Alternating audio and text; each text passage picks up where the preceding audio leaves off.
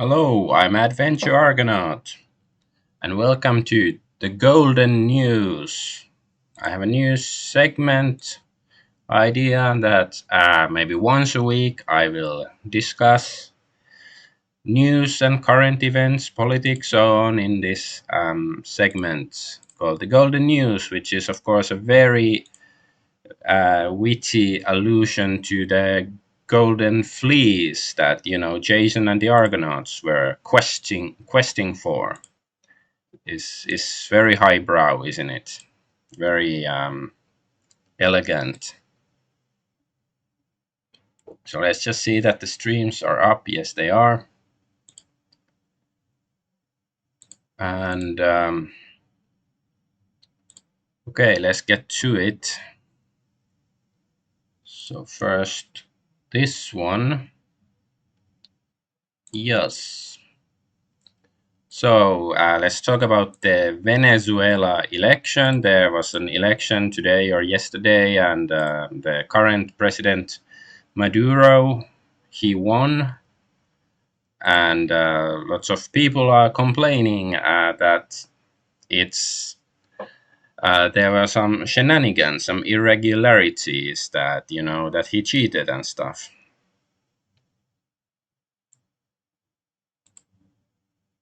So, like so. Okay.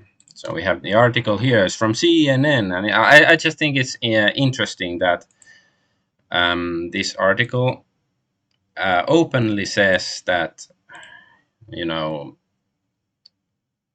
that there's accusations of electoral fraud. Like protests erupt in Venezuela as questions grow over strongman Maduro's victory, and the security forces deployed tear gas to disperse large crowd of protesters, while crowds of people were seen walking down Main Road, banging pots and pans as anger rose over Maduro's victory on Sunday. But yeah, if they just protest, nothing's gonna happen. Like if you want to topple a tyrant, you have to do something else. But maybe it's better not to say too much what you have to do, or one might get banned.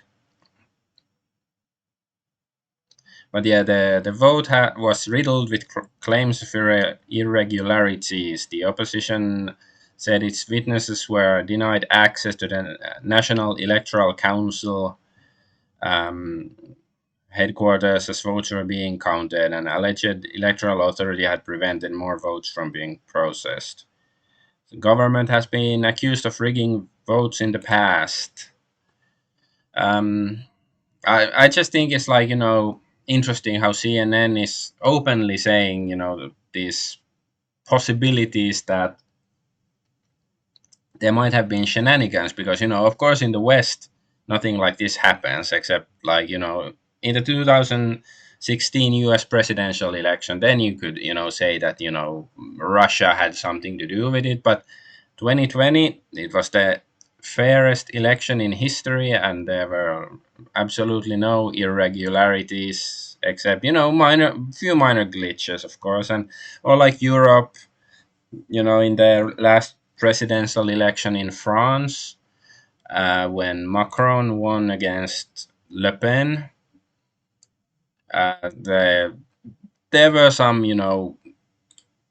suggestions of some irregularities, but it wasn't really taken that seriously overall, I think. Or like I recall many years ago, like in Austria, there was some election, and it seemed a bit sus. But like it's almost like especially in Europe, I think it's like a holy cow that democracy must not be questioned. Like even though like in I'm from Finland, and in Finland there have been like I don't really recall any like outright claims of election fraud in any election. But I often wonder, like like how do we know that they are fair elections? That's all I have to say. But yeah, I'm just have to see how the things develop in Venezuela, I don't expect much to change. Like unless these protesters have some plan. And of course, it sort of reminds me of what happened in Mexico just a month ago. Um, because what was this? We are under attack. Okay, thank you. So yeah, in Mexico there was the election just a month ago, and the president, what's her name? Scheinbaum something. She won. Yeah, Claudia Scheinbaum, this Jewish woman in the very Catholic country of Mexico, happened to win the election, and there were in the election season there were 37 assassinations. That's quite a lot, and they this wasn't much talked about, or like democracy, because like if Donald Trump does anything, all of the Western world is like, oh no, it's a threat to our democracy. Or like in the EU too, like if you don't do what the EU bigwigs tell you, it's a threat to our democracy and doesn't represent our values. But like then there's like 37 assassinations in one election. Then it's crickets. Like Twitter and people like that, did talk about this. Yeah, just realized I should post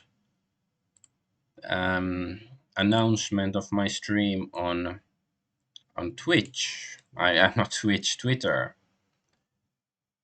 Let's do this and that. Just a moment.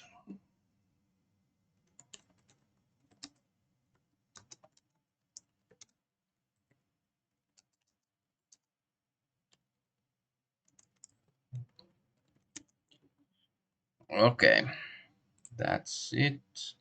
It's quite quickly, in my opinion, that I wrote it, typed it. I mean, okay. So let's get back to this and this. Okay.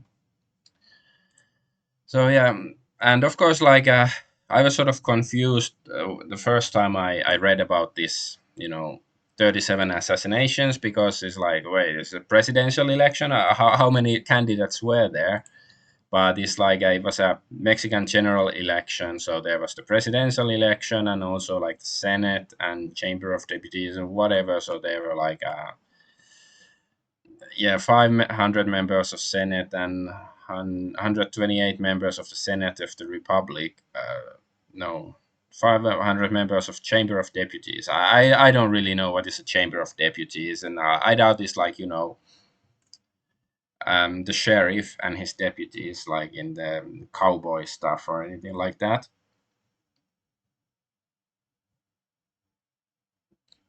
But yeah, it is sort of interesting. How some issues garner a lot of attention, and like people question the validity, but here this woman who is a very small ethnic and a religious minority, she's the president, and it's like, yeah, well, it's that's there's no shenanigans, like her legitimacy isn't questioned or anything like that. But let's move on to the next story. The next story, which is the there. Aha, I can do it. The Olympic blasphemy.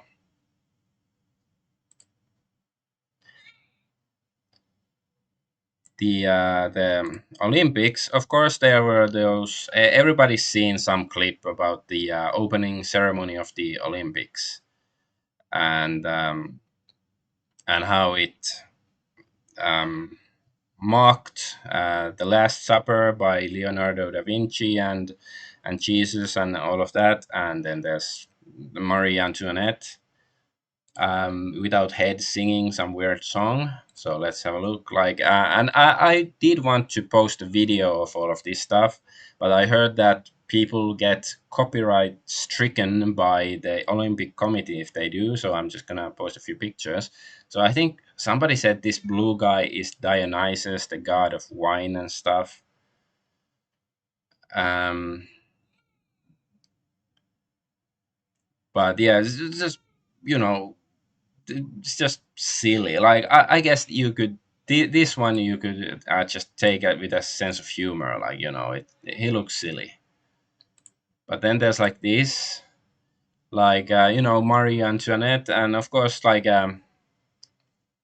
mainstream historical accounts. Like, they say that how she was such a, the princess of France just before the French Revolution. She was beheaded with a guillotine in the French Revolution, in case you don't know. And she supposedly said to let them eat cake when, the people were starving. And, she has a reputation that she was a horrible person. Excuse me, my child is crying. I have to go take a look. I'll be right back.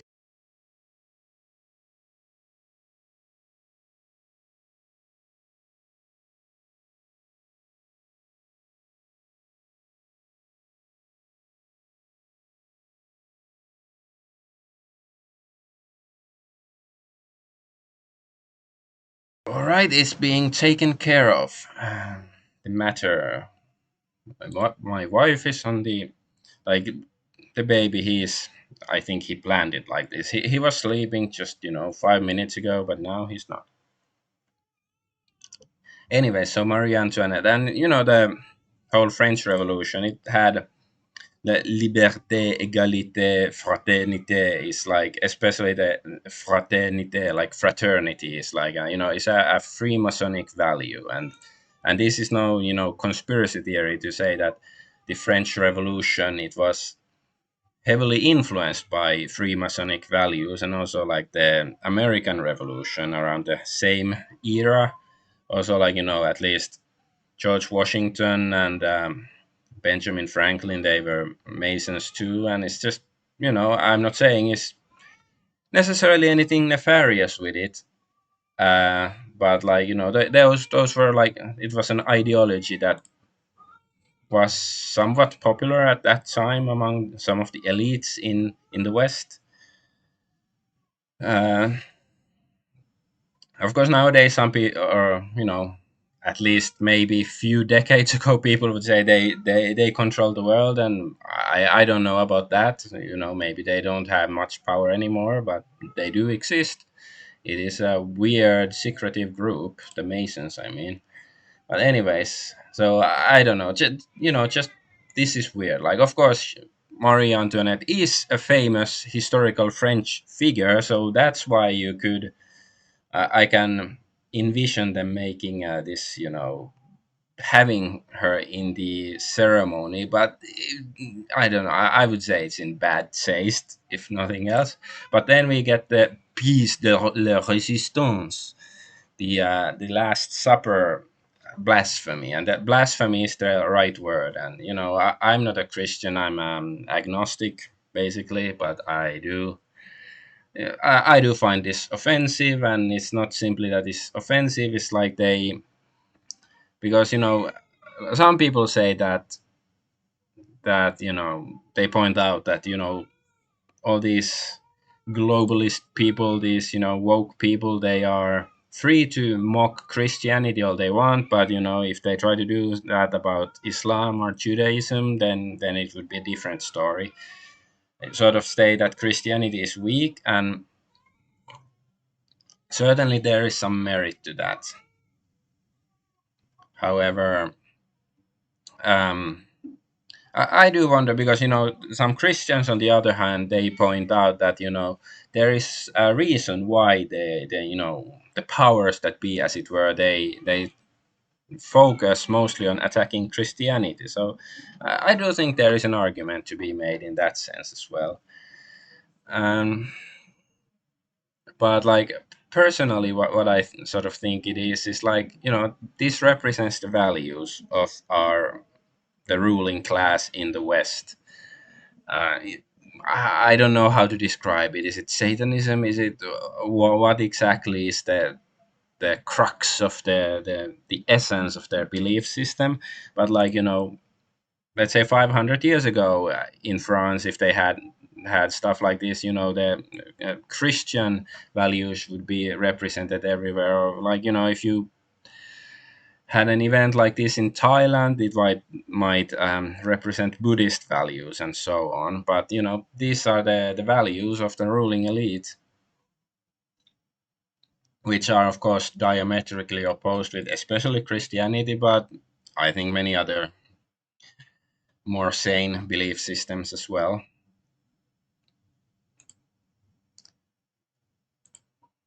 And then next picture, yeah, this guy is this Thomas Joly or something.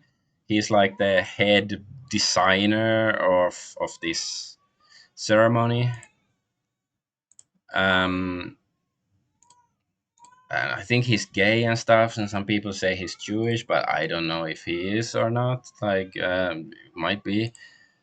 Um, but yeah, it's just you know, this is this ceremony is beyond bad taste, and supposedly, they're trying to scrub all traces of this ceremony from the internet, because I guess they sort of overshot it with their blasphemies and stuff, and a lot of people are angry and at least offended and so on. And then this is like DJ Barbara Butch. I'm a fat Jewish queer lesbian and I'm really proud. She was the one who is like in the Jesus position in the Last Supper here. So it's and yeah, these are trans, I don't know, transgender, cross dresser, whatever they are. But I just this is sort of unfortunate. Like, there's all these conspiracy theories, anti-Semitic conspiracy theories that Jews are subversive and trying to attack your values, conservative values or whatever. And then there's like person who is this like a Jewish person doing it. This is unfortunate that it will promote this completely baseless conspiracy theory. So I do wish they would refrain from doing so. So not to create any confusion and cause ire among the people. So I do wish they would behave and stuff. But let's move on. And then there is the Mr. Beast issue. The YouTuber, very rich and famous one, for some reason. And of course, his friend Chris, who came out as a transgender person, and they they've been accused of grooming minors and whatnot.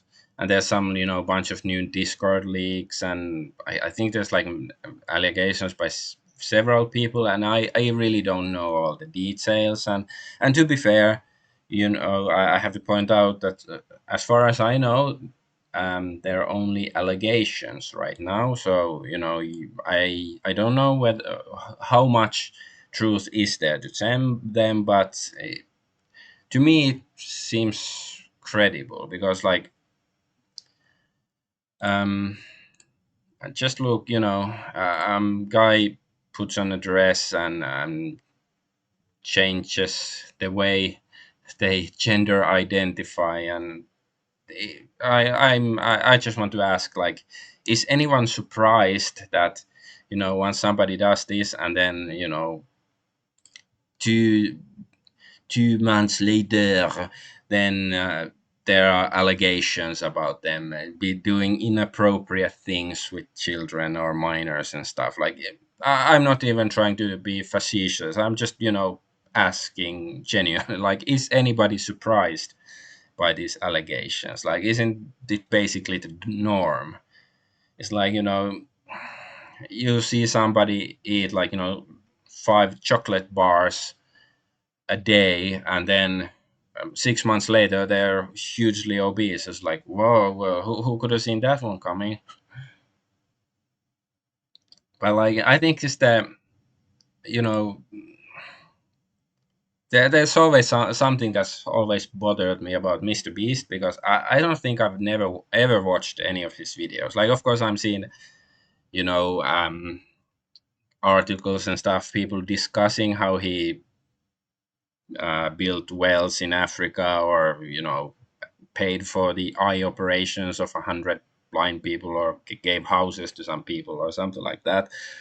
And I guess that's sort of good if it actually happened, that it's not just some publicity stunt and it actually helping people. But it is sort of like still, well, I think it raises a lot of questions that, okay, why, if he is a millionaire and he can afford to do it, like, why don't other people do it? Or like, other organizations, like, all these charities, people give millions of dollars to various charities, to Africa, wherever, but nothing really seems to improve there.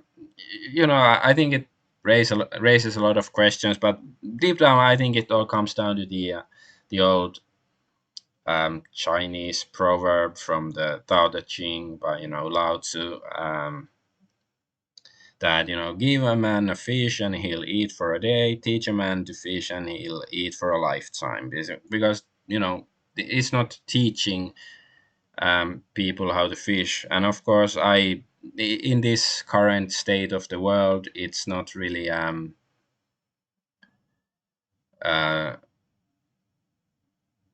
like it's not easy for people to catch their own fish, as it were. Like it's not like so in that sense, yeah, it's nice if for the people actually that he helps.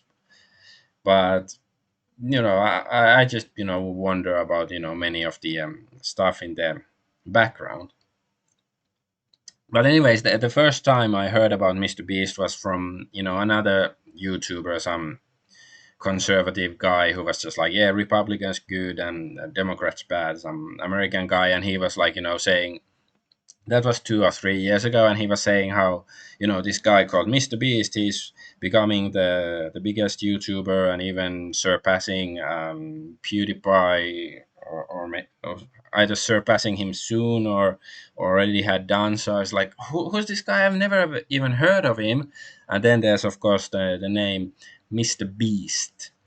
It, maybe I'm just old, but when I hear a name like that, I think of the Bible, of course. The beast of the Revelations, and then also Aleister Crowley. The most wicked man alive, the British occultist from the 20th century, and so on. It's like, I don't know, like he's supposed to be some kid friendly mainstream YouTube channel. Why would you name yourself after something like this? I just think it's really strange. Like and I can understand if you make, I don't know, heavy metal channel, or whatever, and you name yourself Mr. Beast, like, yeah, whatever. But it's like, if you're trying to be like mainstream and child friendly and all of that, like, why name yourself Mr. Beast? It was always sus, and the way he became so rich and famous suddenly, it seemed inorganic to me. But anyway, I don't have many of the details of what exactly Chris has or hasn't done, or what Mr. Beast knew about Chris's actions, and so on. I just, wanted to, because it is important that people talk about this. So I wanted to just mention it, and also, like, it wasn't a surprise, and I don't really understand, you know, how like it's just, whole this Mr. Beast stuff is very, seems like he's been promoted for whatever reason, to the eminent position that he had just a few months ago. Now, of course, his star is falling, as it were. But anyway, let's move on. So then there's the Trump assassination attempt, and that's already like 2 weeks ago. That's like an eternity in the time frame of the modern internet. But there's like some sort of alternative or additional observations that some people have made about the event. So let's have a look. So yeah, experts say that three weapons fired at Trump rally. Forensics expert Robert Maher,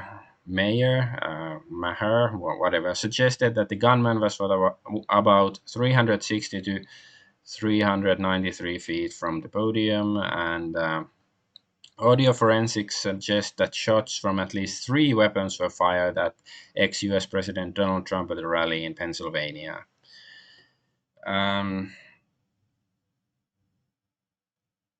So, according to Katalin Grigoras and Cole White Cotton is a nice name. It's interesting. Okay, from the National Center for Media Forensics at the University of Colorado in Denver, the first three shots were consistent with the alleged weapon A.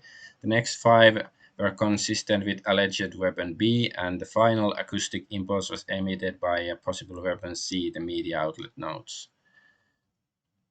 Um, so yeah, because officially sort of like well, I guess officially, if you ask Google and stuff, the event didn't even happen, but that's another story. Like Google AI, and I think, yeah, Meta AI, I think, said that the event was fictional, which is like there's of course the alternative theory saying that it was staged. uh, but it's even further to say that to claim that the event was fictional, like it was like a movie or something. But anyways, there was only two weapons. The would-be assassin, well, who did kill that one guy, Cory Pombadori, whatever his name was. I don't remember. It was long and difficult name. He was killed by the shooter, and then Donald Trump's ear was wounded by the weapon, and then there was, of course, the Secret Service agent who shot the shooter. But then, according to this specialist, there was a third guy. So, and I've seen some eyewitness reports claiming that there was a water tower somewhere there, that maybe the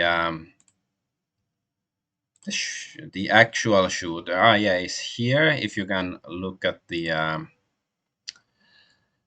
picture, so the Pac-Man picture, so there's the excluded from security bubble is where the shooter was, and just on top of it, I think, is the water tower. So yeah, I think some witnesses claim that there was another shooter there. I don't know, like one must always uh, remember or pay attention to the fact that if there was some sort of inside job shenanigans, it is likely that they would sow some sort of confusion and disinfo. So who knows what is disinfo and what is actual, um what is actual, eyewitnesses who truly saw something unusual.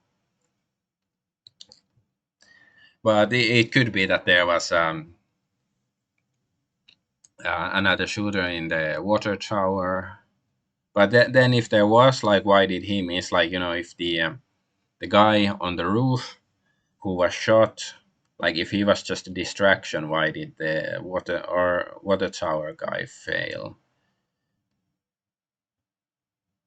But yeah, it's just there's these details, and of course, I think the FBI says there's only two guns. So there would be assassin and the security guy who shot the would be assassin. And yeah, there's another article. Yeah, whatever. Cookies. I don't want your cookies. So, was there a second Trump shooter? New acoustic evidence. Uh, so, yeah, an audio forensics analysis by Kathleen Grigoras, director of the National Center for Media Forensics at University of Colorado in Denver, and Cole Whitecott. Yeah, it's the same guys. Senior professor, blah, blah, blah. Media forensics based on audio recording in Butler, Pennsylvania, may show possibility of second shooter.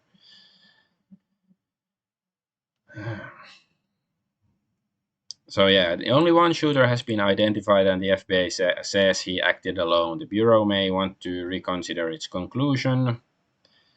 Obviously, this controversial audio forensic analysis needs peer review, but there are other questions beyond the audio forensics that need attention. Well, peer review doesn't mean much nowadays, but of course, like it is good that other people review the evidence, the ones who have some expertise, because I couldn't probably differentiate between the sounds made by different guns unless it was something really obvious that anybody could do.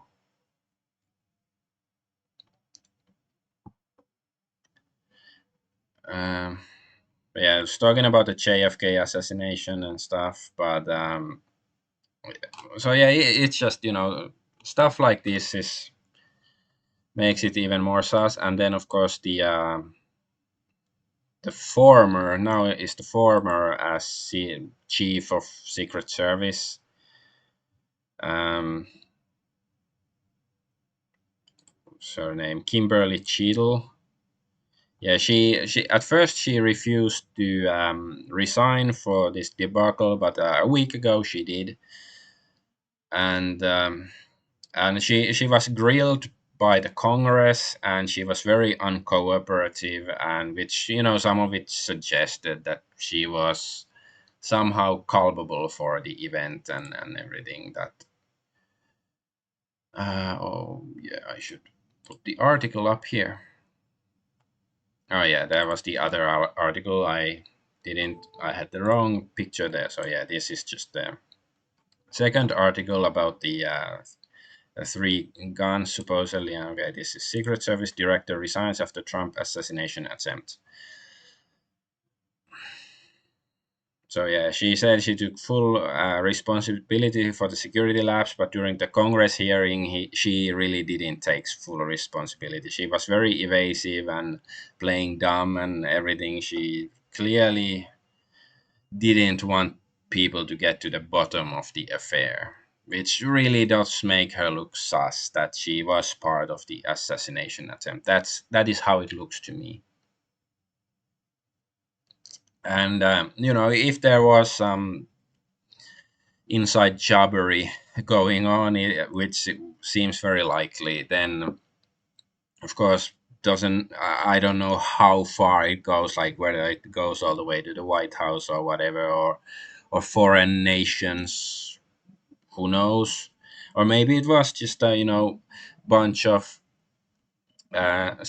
Secret Service people who hate Trump and tried to collaborate with each other to get rid of him and screwed up. Who knows?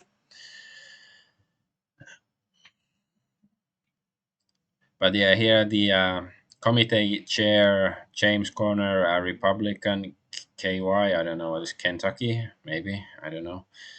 Anyway, that they say she failed to provide answers to basic questions regarding that stunning operational failure. Yeah, I saw some clips of it, like last week, and yeah, she was very evasive and stuff. I'm sorry, I didn't acquire the video clips myself right now to play them, but certainly it is she's very sus. She should be investigated thoroughly, like her involvement or lack thereof in the affair. But of course, you don't like. Yeah, can you trust the FBI to investigate the matter fairly? I think not. But in some sense, it doesn't really even matter. Like whether, like, if, maybe it was just incompetence, but like at this level of incompetence, it hardly makes a big difference. Better whether it was, whether the Secret Service was truly incompetent or whether they were actually trying to kill Donald Trump and were incompetent in that way that failed to do it. Like, you know, if your friends are that bad, then they're even worse than your enemies, I guess. But yeah, let's move on to the final topic.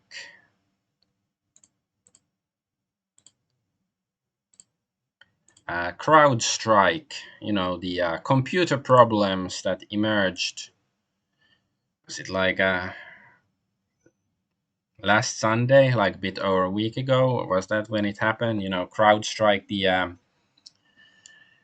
internet security company or whatever that works with Microsoft, they sent an update that caused a lot of problems for a lot of Windows 11 computers. I had no problems with it.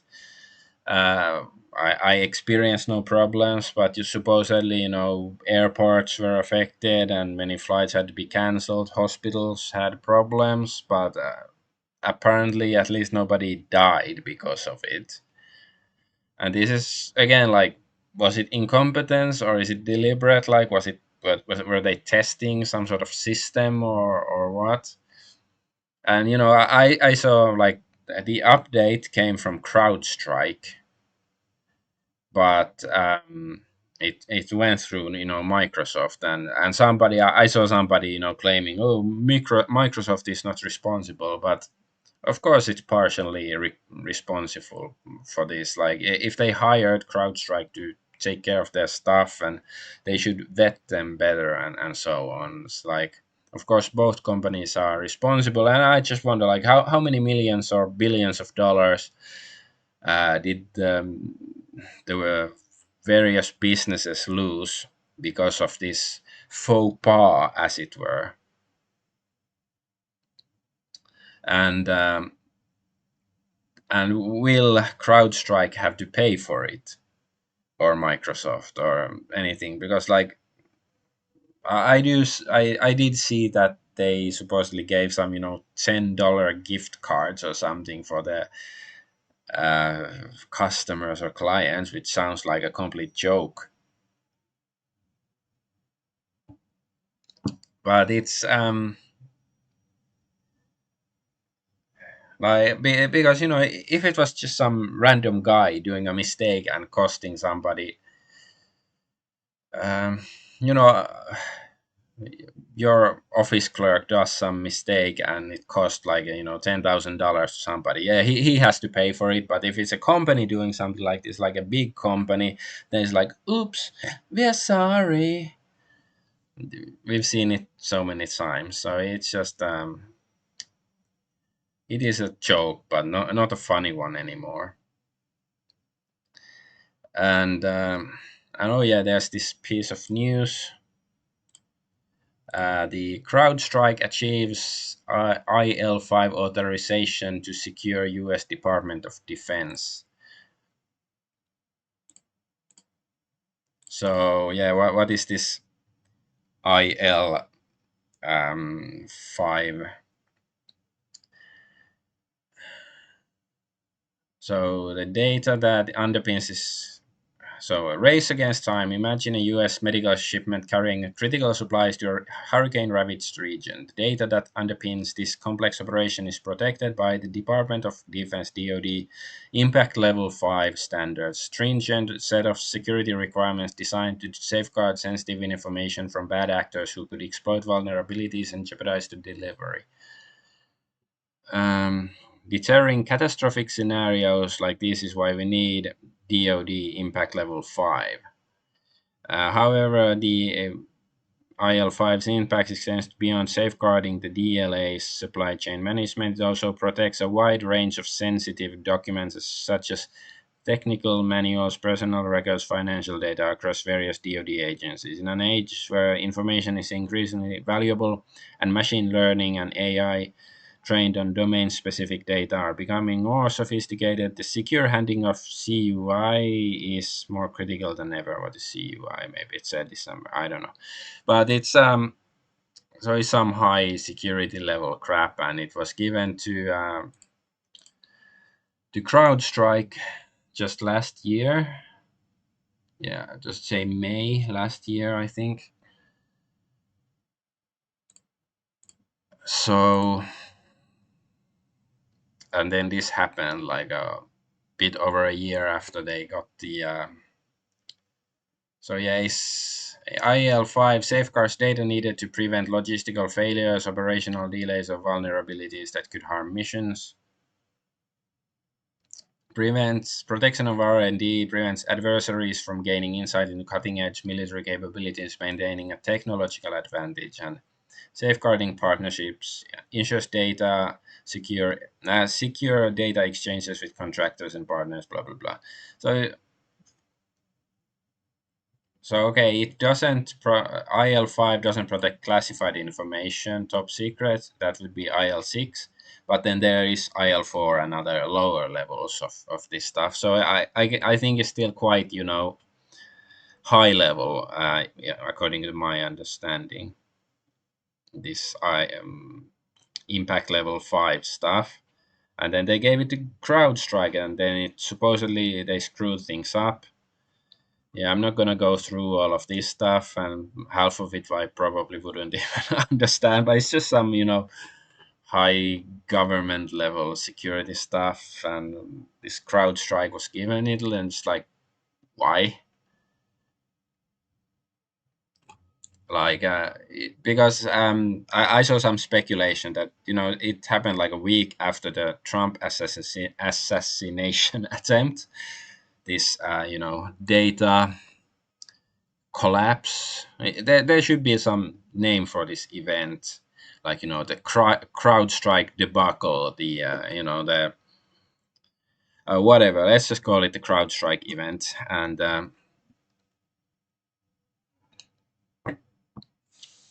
so yeah, it's I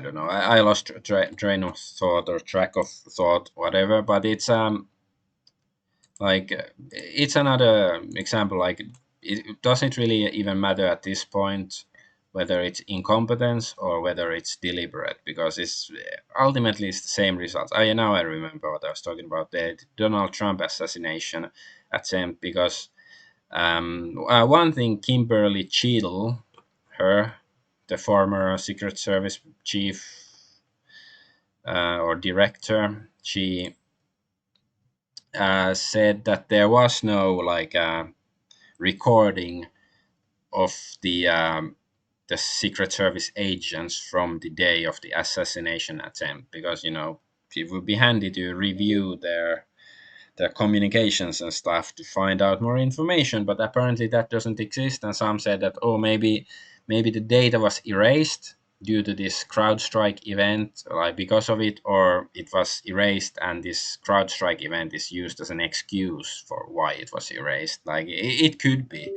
like it's possible there's some sort of connection between the two events. Maybe not. Maybe it's just coincidental, but ultimately, like the the mission, the message, not mission, the message underneath it all is that we don't live in a serious society. Like it's like the silence they rule over modern Western society.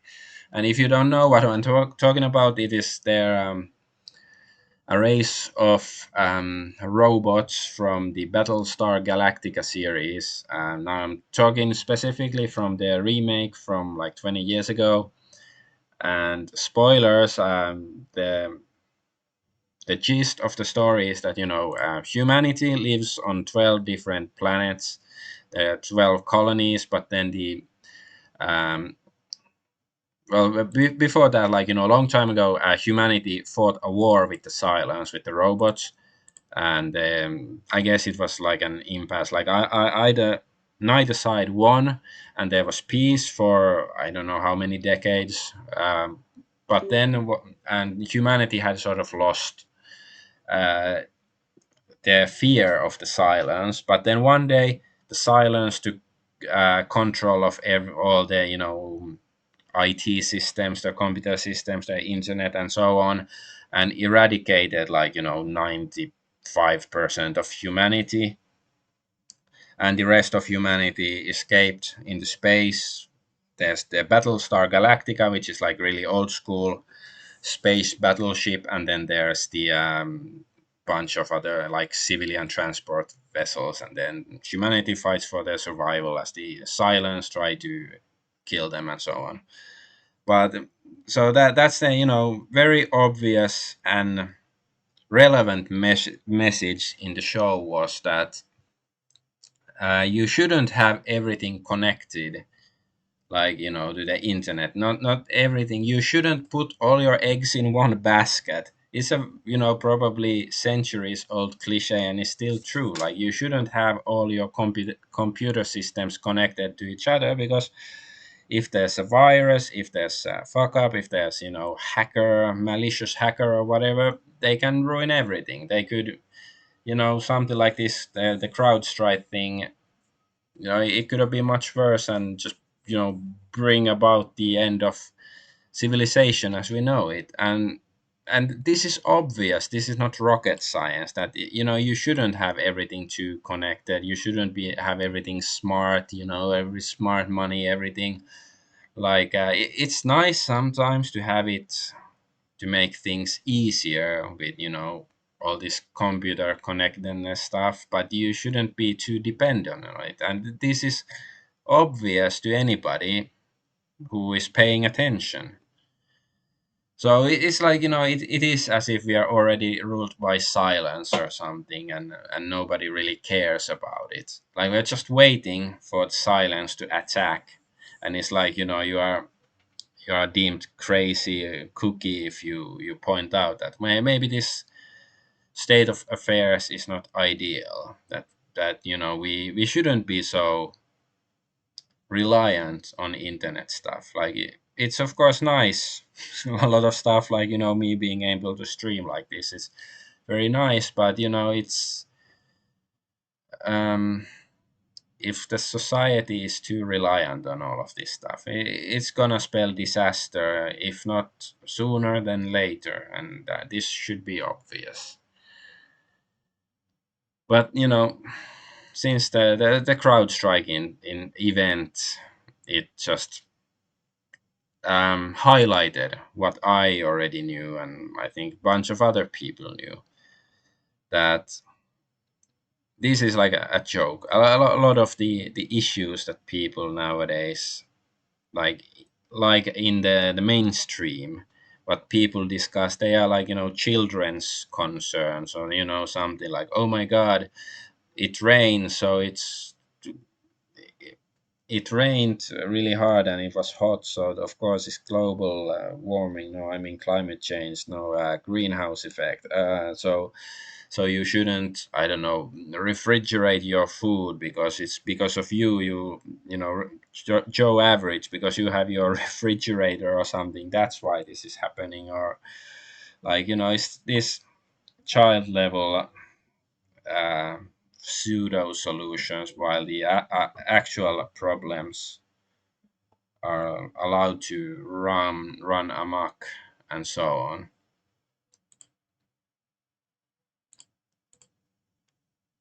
Whoop. Okay. So and it's like everything, or like the just just the Trump shooting, like I mentioned at some point that some Google and Meta AI, they even refuse to acknowledge it. And yeah, I saw on Twitter, even Elon Musk turned Muslim suddenly. Elon Musk, that he posted about it, that if you try to search on Google about Donald Trump, it just gives you information about Kamala Harris. Well, for me, it gives. I googled Trump, but it gave me stuff about Trump. But I'm not in America. I think it's different in America. Um, but we don't live in a serious society, and they treat people like children. And I think a lot of people are content to being treated like children. But yeah, that's it for the golden news. I thank you for watching and listening to me ramble, and I intend to do one of these like once each week, maybe each Tuesday. Let's see. I guess it also depends on how much news there are that week to talk about and so on. But yeah, I'm Adventure Argonaut, and I'm heading to the seas and I guess to eat something. I'm a bit peckish, so bye bye.